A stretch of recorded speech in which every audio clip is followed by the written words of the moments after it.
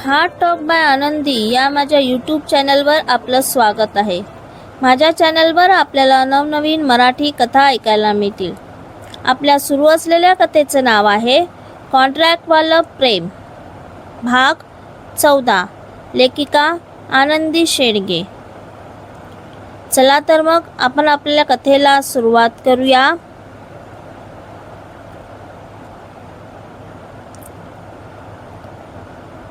मिहीरने इशिताला त्या मुलाबद्दल विचारले, ज्याला बघून इशिता एवढी पॅनिक होत होती.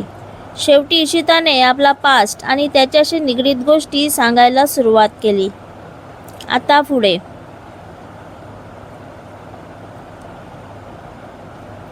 इशिता मिहीरला त्या मुलाबद्दल सांगत होती. काय केलं त्याने असं की तू त्याला एवढी घाबरतेस? मिहीरने विचारलं. त्या दिवशी तो जे वागला त्यामुळे रागाने मी घरी निघून आले.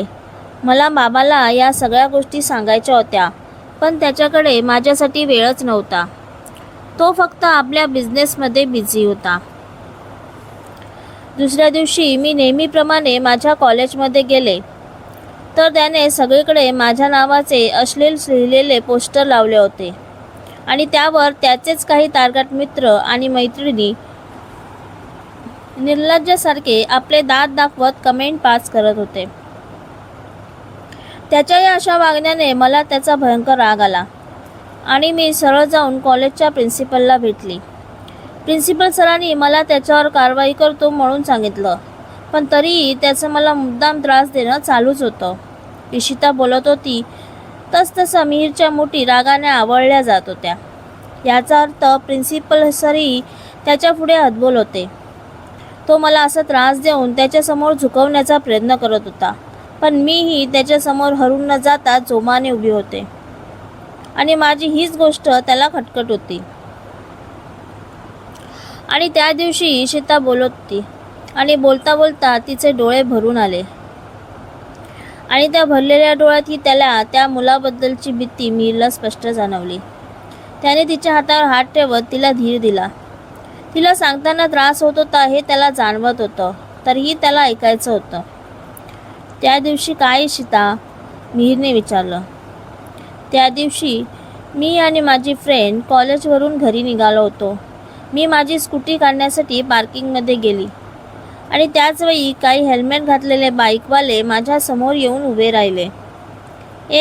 काय फालतूपणा आहे, निघा इथून, मी त्यांच्या अंगावर ओरडले.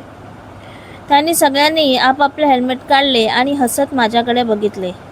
त्यामध्ये तोही होता. त्यांना बघून माझ्या बाजूला उभी असलेली मैत्रीण घाबरली आणि 2 पावलं मागे सरकली. तेवढ्यात त्यातल्या एकाने तिचा हात पकडला आणि तिला सगळ्यांसमोर आणून उभं केलं. व्हॉट द हेल, काय चालवलं आहे तुम्ही? तुझी तर हिंमत जास्तच वाढत चालली आहे. मी त्याच्याकडे बोट दाखवून रागाने म्हणाले. माझी हिंमत तर तू अजून बघितलीच कुठे आहे? असं म्हणून त्या मुलाने माझ्या मैत्रिणीच्या चेहऱ्यावर ॲसिड फेकले. ती जोरजोरात रडू लागली, पण त्या मुलाने माझा हात पकडून ठेवला. मला तिच्याकडे जाऊच दिलं नाही. ती तडफडत होती, पण मी तिला मदत करायला जाऊ शकत नव्हते. ॲसिडने तिचा चेहरा संपूर्ण जळून गेला होता. ती वेदनेने कळवळत होती, विवळत होती. हे सगळं बघून माझा मेंदू चालेनासा झाला होता. बघितली तिची काय अवस्था केली मी. माझं जर ऐकलं नाहीस ना, तर तुझ्या आजूबाजूच्या सर्वांची अशीच अवस्था होईल, लक्षात ठेव. तो मुलगा रागाने माझं तोंड दाबत म्हणाला. त्यावेळी मला काहीच सुचत नव्हते. मला दिसत होती ती फक्त माझी वेदनेने तडपणारी माझी मैत्रीण, आणि जास्त दुःख याच गोष्टीचं होतं की माझ्यामुळे तिच्यावर ही वेळ आली होती. जवळजवळ मी ब्लँक झाले होते. तो आणि त्याचे मित्र तिथून कधी निघून गेले मला कळलंही नाही. ती थोड्या वेळाने शांत झाली होती. मी हळूहळू माझी पावलं पुढे टाकत तिच्या जवळ पोचले. तिला आवाज दिला, तिला उठवण्याचा प्रयत्न केला, पण सगळं व्यर्थ होतं. काहीच उपयोग नव्हता. तिने बिचारीने माझ्यामुळे तिचा जीव गमावला होता. इशिता सांगत असलेले हे सगळं अंगावर शहारे आणणारं आणि भीतीदायक होतं. ज्याच्यासमोर हे सगळं घडलं त्याची काय अवस्था झाली असेल हा विचारच केवढा भयानक आहे. मी तरीही ओरडून ओरडून आजूबाजूला कोणी आहे का बघितलं. कॉलेजच्याच 2-3 मुलांनी तिकडे येऊन माझी मदत केली. हे सगळं पाहून त्यांचंही मन हेलावून गेलं होतं. तेही घाबरले होते. मी त्यांच्या मदतीने माझ्या मैत्रिणीला हॉस्पिटलमध्ये घेऊन गेले, पण त्याचा असाही काहीच उपयोग नव्हता. पण मी त्याला अशी सोडणार नव्हते. मी लगेच पोलीस स्टेशन गाठलं आणि त्याच्याविरुद्ध कंप्लेंट नोंदवली. माझ्या कंप्लेंटवर पोलिसांनी लगेच कारवाई करून त्याला अटकही केली. पण नेहमीप्रमाणेच ही अशी बड्या बापाची वाया गेलेली माजखोर पोरं जास्त दिवस तुरुंगात राहत नाहीत. त्यांचे पैसेवाले बाप त्यांच्या गुन्ह्यावर पडदा टाकून वाटेल तसे पैसे ओतून आपल्या मुलांना यातून सोडवून आणतात आणि मरतात ती फक्त गरीब आणि गरीबच. मीर हे सगळं ऐकून अगदी स्तब्ध झाला होता. इशिताने पुढे सांगायला सुरुवात केली. त्या दिवशी मी त्याच अवस्थेत घरी आले तर माझा बाबा कधी नव्हे ते माझी वाट बघत बसला होता. माझा संयम सुटला आणि मी माझ्या बाबाला बिलगून रडू लागले. इशी, काय झालं ते मला सगळं कळलं आहे. हे बघ, तू ह्यात पडू नकोस. मी बोललो आहे पोलिसांशी आणि त्या लोकांशीही, माझा बाबा म्हणाला. त्यावेळी माझ्या बाबानेच माझी उरलीसुरली हिंमत ही त्या लोकांच्या धमकीपुढे पायाखाली चिरडून टाकली होती आणि मी हतबल झाले. तो जामिनावर सुटला होता. मी दाखवत नसले तरी मनातून खूप घाबरले होते. माझ्यामुळे आणखी कोणाला असा भयानक त्रास होऊ नये असंच मला वाटत होतं. या सगळ्यातून बाहेर पडावं म्हणून मला इथून कायमचं निघून जायचं होतं. इथे राहिले असते तर त्याच गोष्टी आठवून त्रास होत राहिला असता.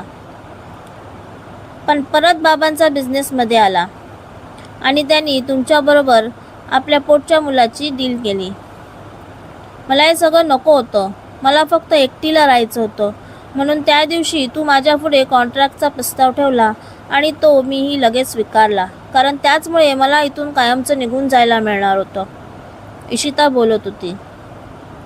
पण त्या दिवशी बंगलोरमध्ये मी आणि अर्जुन झीलवर गेलो असताना हा अचानक तिथे आला आणि मला त्या नको असलेल्या सर्व आठवणी परत जाग्या झाल्या. आणि काल परत तो ताजमहलमध्ये माझ्या समोर आला आणि मी घाबरले. का नाही सोडत तो माझा पिछा? लांब निघून जायचंय मला या सगळ्यापासून. आता माझ्यामध्ये त्याला एकटीने समोर जाण्याची हिंमत नाही राहिली. इशिता रडत होती. रडता रडता ती मीरला बिलगली. मला इथून या सगळ्यापासून कुठेतरी लांब जायचंय मीर. मी दमले रे आता. इशिता मीरला बिलगत रडत होती.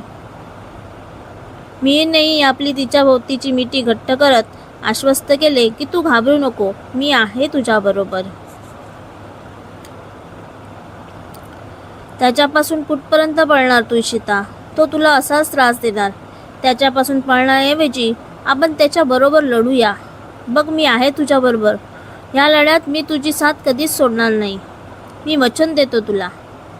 तुला तुझ्या मैत्रिणीला न्याय मिळवून द्यायचा आहे ना, मग परत तुझ्या हिमतीने उभी राहा. मी इशिताला सांगत होता. तुला एक सांगू, खरंच मला तुझा अभिमान वाटतो की तू एवढी हिंमत दाखवली. मी इशिताचा चेहरा वर करत तिच्या डोळ्यात बघत म्हणाला. पण त्याने परत काही केलं तर? त्याने तुला काही केलं तर? ती त्याच्या डोळ्यात बघत म्हणाली.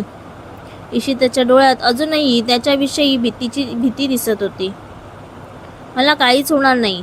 मला काय कोणालाही काहीच होणार नाही. तू या मीर धवनला अजून ओळखलं नाहीस. त्यासाठी अजून तुला खूप वेळ आहे बच्चा. एकदम एखाद्या साधूसारखा बोलत मीर हसत म्हणाला. हो का? बघू हा मीर धवन मुलींना बघण्या आणि त्यांच्याबरोबर फिरण्याव्यतिरिक्त अजून काय करतो? इशिता त्याला चिडवत म्हणाली. त्याशिवाय मला अजून खूप काही येतं, कळेलच तुला. मीर हळूच इशिताला डोळा मारत म्हणाला.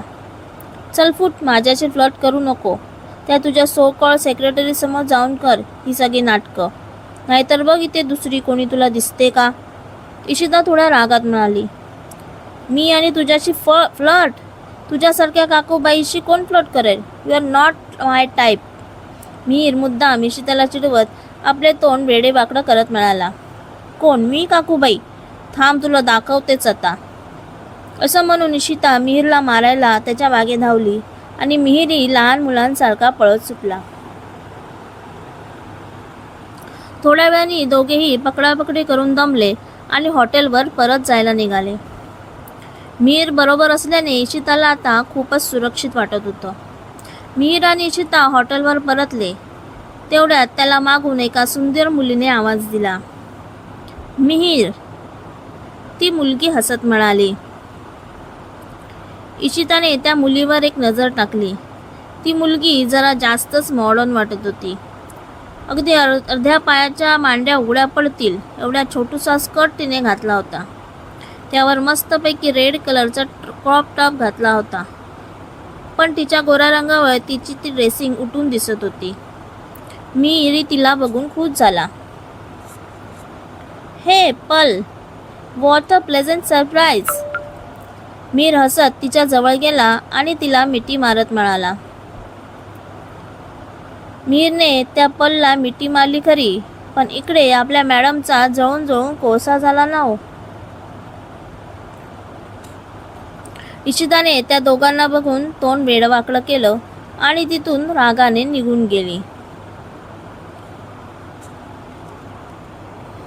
कसा वाटला आजचा भाग? थोडा इमोशनल होता. आवडला असेल तर नक्की कमेंटमध्ये सांगा. आता ही नवीन पल कोण आहे हे जाणून घेण्यासाठी पुढील भाग नक्की ऐका. माझ्या कथेचा हा भाग तुम्हाला आवडला असेल तर तुमच्या मित्रमैत्रिणींना हा व्हिडिओ शेअर करायला विसरू नका. ही कथा तुम्हाला कशी वाटली ते नक्की कमेंटमध्ये सांगा. कथेचा पुढचा भाग ऐकण्यासाठी चॅनलला सबस्क्राईब करा. कथेचे भाग आठवड्याच्या दर सोमवार, गुरुवार आणि शनिवार या दिवशी येतील. भेटूया पुढच्या भागात. धन्यवाद.